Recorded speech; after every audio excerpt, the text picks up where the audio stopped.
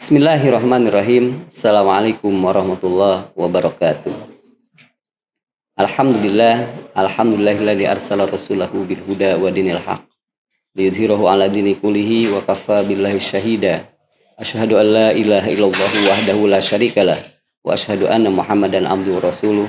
Allahumma shalli ala Muhammadin wa ala alihi wa ashabihi ajmain. Ayuhal hadirun, ittaqullah haqqa tuqatih wa la tamutunna illa wa antum muslimun. Hadirin yang berbahagia dimanapun berada, puji dan syukur milik Allah Subhanahu wa Ta'ala. Salawat dan salam semoga tetap dilimpah curahkan kepada Nabi Zul Alam, Kanjeng Nabi Muhammad Sallallahu Alaihi Wasallam yang telah membawa umatnya ke jalan yang lurus. Hadirin yang berbahagia, menata diri menjadi orang yang takwa kepada Allah Subhanahu wa Ta'ala, bahan kajian pada kesempatan yang berbahagia ini. Hadirin yang berbahagia, ending dari kegiatan saum Ramadan yaitu pengharapan terakhir la'allakum tattaqun, supaya kalian menjadi orang yang bertakwa.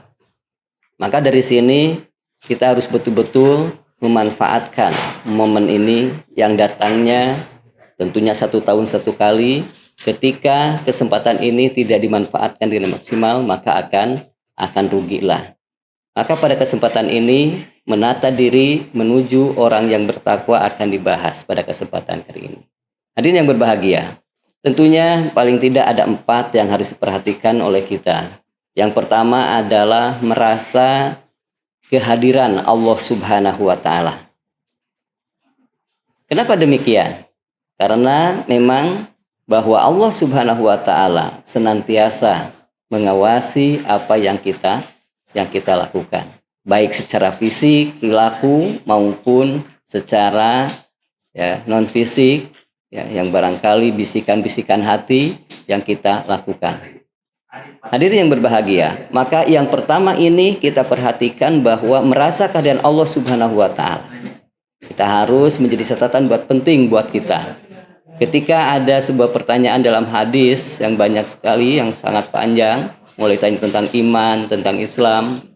Kemudian yang ketiga adalah ihsan. Anta budallah ka'annaka tarahu, fa ilam takun tarahu fa in yaraka. Kamu beribadah kepada Allah Subhanahu wa Ta'ala dimanapun kamu berada. Jika kamu tidak terbukti melihatnya, sesungguhnya Allah Subhanahu wa Ta'ala melihat. Nah, ini suatu fondasi buat kita sekalian. Bukan hanya itu saja, yang lain pun sama, bahwa di ayat yang lain Allah Subhanahu wa Ta'ala memberikan informasi kepada kita. Innaka labil mirsad. Kemudian wa huwa ma'akum aina ma takunu wallahu bima ta'maluna basir. Di mana saja Allah Subhanahu wa Ta'ala akan membersamai kita, akan membersamai kamu sekalian. Maka Allah Subhanahu wa Ta'ala mengetahui apa yang kita lakukan. Di sini merasa kehadiran Allah Subhanahu wa Ta'ala, maka apapun yang akan kita lakukan, khususnya amalan baik, harus merasa percaya dari pede bahwa Allah Subhanahu wa Ta'ala akan tahu. Karena kebaikan nanti tidak akan salah alamat, pasti akan sampai ke tujuannya. Hadirin yang berbahagia, itu yang pertama. Kemudian yang kedua, yaitu bagaimana merasa kehadiran malaikat Allah Subhanahu wa Ta'ala. Ini penting buat kita sekalian dalam rangka menata diri senantiasa menjadi orang yang bertakwa. Maka yang kedua ini adalah merasa kehadiran malaikat pencatat amal kita, ya khususnya malaikat Raqib dan Atid. Kita tidak bisa berbohong ataupun bersilat lidah. Karena sesungguhnya 2 malaikat Allah ini senantiasa standby. Sebagaimana di dalam surat Qaf, di sana dikatakan bahwa a'udzubillahi minasyaitonirrajim id yatalaqal mutalaqqiyan anil yamini wa anis shimali qa'id. Ingatlah ketika 2 malaikat pencatat perbuatan kita, yang satu duduk di sebelah kanan, yang satu duduk di sebelah kiri. Ini suatu pertanda bahwa semua gerak-gerik kita berada dalam pantauannya. Maka ketika kita pede melaksanakan amal kebaikan, kemudian para malaikat Allah Subhanahu wa taala mencatatnya, ini akan menjadi lebih baik. Kemudian kita lebih percaya diri. Sehingga kita pun akan merasa bagaimana? Merasa betul-betul satu diawasi oleh Allah, dua diawasi oleh malaikat, maka tangga untuk menuju orang yang bertakwa itu sangat bagus kan. Ini yang kedua. Berikutnya, yang ketiga, supaya kita berada senantiasa menata diri menjadi orang yang bertakwa ini, apalagi sekarang di bulan Ramadan, ya, bahwa semua kegiatan kita sesungguhnya bisa ketika ada orang, ya, contohnya bagaimana pura-pura dia saum padahal sesungguhnya tidak. Tentunya kalau muraqabatullahnya jelas, maka dia tidak akan melakukan hal tersebut. Kenapa? Karena ketika saum ini adalah ibadah yang sangat rahasia. Di depan orang bisa mengatakan tidak, tapi di mata Allah dan malaikatnya tidak akan bisa. Karena itu mengawasi kita semua. Maka ketika ibadah saum ini adalah ibadah rahasia, tidak bisa ya di kita putarbalikan fakta, apalagi membohong dan sebagainya, baik ucapan maupun tingkah laku kita. Begitupun dalam perbuatan kita, ingat bahwa ma yalfidu min qaulin illa ladaihi raqibun atid.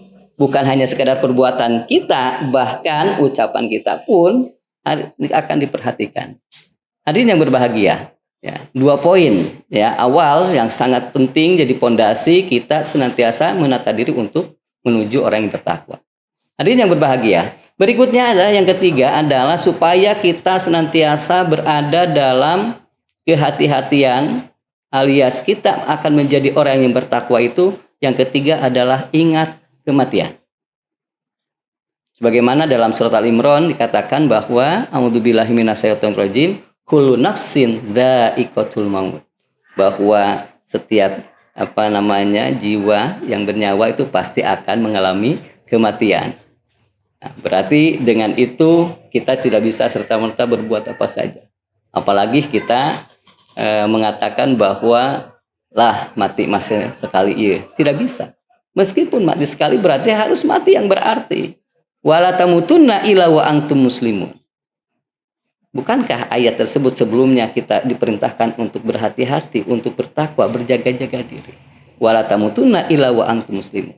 Maka ketika kita ingat mati berarti bahwa ending kehidupan kita ini menjadi orang yang bertakwa, bertemu dengan Allah Subhanahu wa taala dan masuk surga.